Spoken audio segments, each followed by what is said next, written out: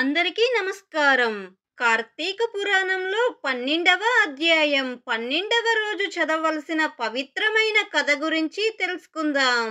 ద్వాదశి ప్రశంస సాలగ్రామ దాన మహిమ. మహారాజా, కార్తీక మాసమున కార్తీక సోమవారమున కార్తీక ద్వాదశి వ్రతమును గురించి సాలగ్రామపు మహిమలను గురించి వివరించెదను. వినుమని వశిష్ఠ మహాముని ఈ విధముగా తెలియజేసిరి.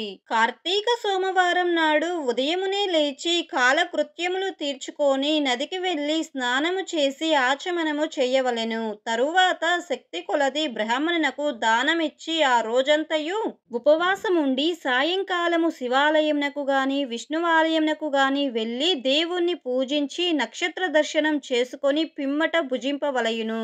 ఈ విధంగా చేసిన వారికి సకల సంపదలు కలుగటయే కాక మోక్షము కూడా పొందుతారు.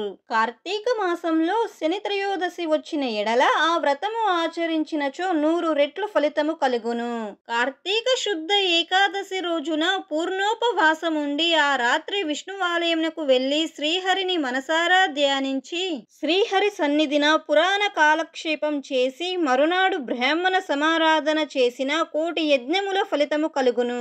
ఈ విధంగా చేసిన వారికి సూర్యగ్రహణ సమయమున గంగా నదిలో స్నానము చేసి 1,000,000 బ్రాహ్మణులకు భోజన దానము చేస్తే ఎంత పుణ్యము కలుగునో దానికంటే అధికముగా ఫలము కలుగును. కార్తీక శుద్ధ ద్వాదశి నాడు శ్రీమన్నారాయణుడు శేషపానుపు నుండి లేచును కనుక కార్తీక శుద్ధ ద్వాదశి వ్రతము విష్ణువుకు ఇష్టము. ఆ రోజున శ్రీమంతులెవరైనా ఆవు కొమ్ములకు బంగారు తడుగులు తగిలించి ఆవు కాళ్లకు వెండి డెక్కలు తగిలించి దూడతో సహా బ్రాహ్మణునకు దానమిచ్చిన ఎడల ఆ ఆవు శరీరమందు ఎన్ని రోమములు కలవో అన్ని సంవత్సరములు ఇంద్రలోకంలో స్వర్గ సుఖములు పొందగలరు.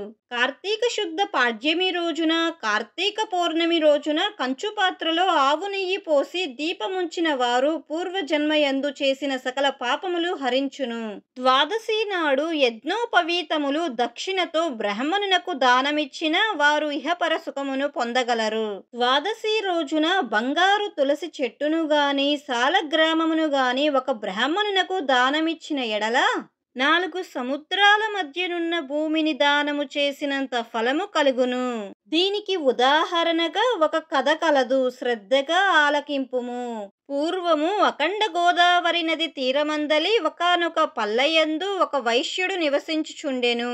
అతడు దురాశపరుడై నిత్యము ధనమును కూడబెట్టుచు తాను అనుభవించక ఇతరులకు పెట్టక పేదలకు దాన ధర్మములు చెయ్యక ఎల్లప్పుడూ పరనిందలతో తానే గొప్ప శ్రీమంతుడిగా విర్రవీగుచు ఏ జీవికి కూడా ఉపకారమైనను చెయ్యక పరుల ద్రవ్యము ఎటులా అపహరింతునా అను తలంపుతో కుత్సిత బుద్ధి కలిగి కాలము గడుపుచుండెను. అతడు ఒకనాడు తన గ్రామమునకు సమీపముననున్న ఒక పల్లెలో నివసించుచున్న ఒక బ్రాహ్మణునకు తన వద్దనున్న ధనమును పెద్ద వడ్డీకి అప్పు ఇచ్చెను. మరికొంత కాలమునకు తన సొమ్ము తనకివ్వమని అడగగా ఆ విప్రుడు, అయ్యా, తమకివ్వవలసిన ధనము 1 నెల రోజుల గడువులో ఇవ్వగలను, మీ రుణం ఉంచుకోను. ఈ జన్మలో తీర్చని ఎడల మరు జన్మమున మీ ఇంట ఏ జంతువుగానో పుట్టి అయినా మీ రుణము తీర్చుకోగలను అని సవినయముగా వేడుకొనెను. ఆ మాటలకు అతడు మండిపడి, అలా వీల్లేదు, నా సొమ్ము నాకిప్పుడే ఇయ్యవలను, లేని ఎడల నీ కంఠమును నరికివేస్తాను అని ఆవేశం కొలది వెనక ముందు ఆలోచించక తన మొలనున్న కత్తితో ఆ బ్రాహ్మణుని కుతికను కోసెను. వెంటనే ఆ బ్రాహ్మణుడు గిలగిలా కొట్టుకొని చనిపోయెను. ఆ వైశ్యుడు భయపడి అక్కడే ఉన్నచో రాజుభటులు వచ్చి పట్టుకుంటారని భయపడి తన గ్రామమునకు పారిపోయెను. బ్రాహ్మణ హత్య మహాపాపం కనుక అప్పటి నుండి ఆ వైశ్యునకు బ్రహ్మహత్య పాపము వహించి కుష్టివ్యాధి కలిగి నానా బాధలు పడుతూ మరీ కొన్నాళ్లకు మరణించెను. వెంటనే యమదూతలు వచ్చి అతనిని తీసుకొని పోయి రౌరవాది నరకకూపములా బడద్రోసిరి. ఆ వైశ్యునకు ఒక కుమారుడు కలడు. అతని పేరు ధర్మవీరుడు. ఆ పేరునకు తగినట్లుగానే తండ్రి సంపాదించిన ధనమును దాన ధర్మాలు చేయుచు పుణ్యకార్యము ఆచరించుచు నీడ కొరకై చెట్లు నాటించుచు నూతులు చెరువులు త్రవ్వించుచు సకల జనులను సంతోష పెడుతూ మంచి కీర్తిని సంపాదించెను. ఇటులుండగా కొంతకాలమునకు త్రిలోక సంచారియగు నారదుల వారు యమలోకము దర్శించి భూలోకమునకు వచ్చి త్రోవలో ధర్మవీరుని ఇంటికి వెళ్ళిరి. ధర్మవీరుడు నారదుల వారికి సాష్టాంగ దండ ప్రణామం ఆచరించి విష్ణుదేవునిగా భావించి ఆర్ఘ్యపాద్యాది విధుల చేత సత్కరించి చేతులు జోడించి, మహానుభావ, నా పుణ్యం కొలది నేడు తమ దర్శనం లభించినది. నేను ధన్యుడను. నా జన్మ తరించినది. నా ఇల్లు పావనమైనది. శక్తి కొలది నే చెయ్యు సత్కారములను స్వీకరించి తమరు వచ్చిన కార్యమును విశదీకరింపుడు అని సవినీయుడై వేడుకొనెను. అప్పుడు నారదుడు చిరునవ్వు నవ్వి, ఓ ధర్మవీర, నేను నీకొక హితవు చెప్పదలచి వచ్చితిని. శ్రీ మహావిష్ణువుకు కార్తీక మాసంలో శుద్ధ ద్వాదశి మహాప్రీతికరమైన దినము. ఆ రోజున స్నాన దాన జపాదులు ఏవి చేసినను అత్యంత ఫలం కలుగును. 4 జాతులలో ఏ జాతి వారైనను, స్త్రీ అయినా, పురుషుడైనా, జారుడైనా, చోరుడైనా, పతివ్రతమైన, వ్యభిచారిణి అయినా కార్తీక శుద్ధ ద్వాదశి రోజున సూర్యుడు తులారాశి అందు ఉండగా నిష్ఠగా ఉపవాసం ఉండి సాలగ్రామ దానములు చేసిన ఎడల వెనకటి జన్మలందు ఈ జన్మమందు చేసిన పాపములు పోవును.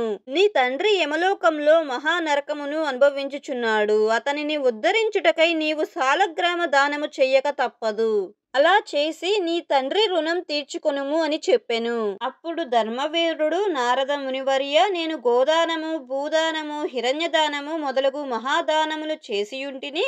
అటువంటి దానములు చేయగా నా తండ్రికి మోక్షము కలగనప్పటికీ సాలగ్రామం అనే రాతిని దానము చేసినంత మాత్రాన ఆయన ఎట్లు ఉద్ధరింపబడునని సంశయము కలుగుచున్నది. దీని వలన ఆకలిగా ఉన్న వారికి ఆకలి తీరునా, దాహం ఉన్న వారికి దాహం తీరునా కాక ఇందులకి దానము చెయ్యవలను. నేనీ సాలగ్రామ దానము మాత్రము చెయ్యనని నిష్కర్షగా పలికెను. ధర్మవీరుని అవివేకమునకు విచారించి, వైశ్యుడా, సాలగ్రామమును శిలామాత్రముగా ఆలోచించితివి. అది శిల కాదు, శ్రీహరి యొక్క రూపము.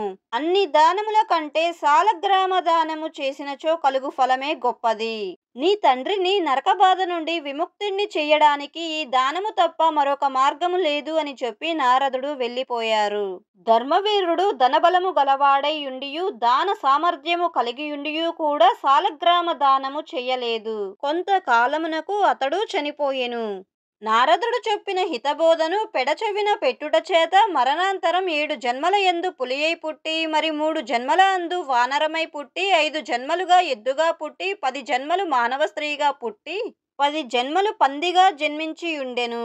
అలా జరిగిన తరువాత 11వ జన్మలో ఒక పేద బ్రాహ్మణి ఇంట స్త్రీగా పుట్టి ఆమెకు యవ్వన కాలము రాగా ఆ పేద బ్రాహ్మణుడు ఒక విద్వాంసునకు ఇచ్చి పెళ్లి చేసెను. పెళ్లి అయిన కొంతకాలమునకు ఆమె భర్త చనిపోయెను. చిన్నతనమందే ఆమెకు అష్ట కష్టములు సంభవించునందువలన తల్లిదండ్రులు, బంధుమిత్రులు చాలా దుఃఖించిరి.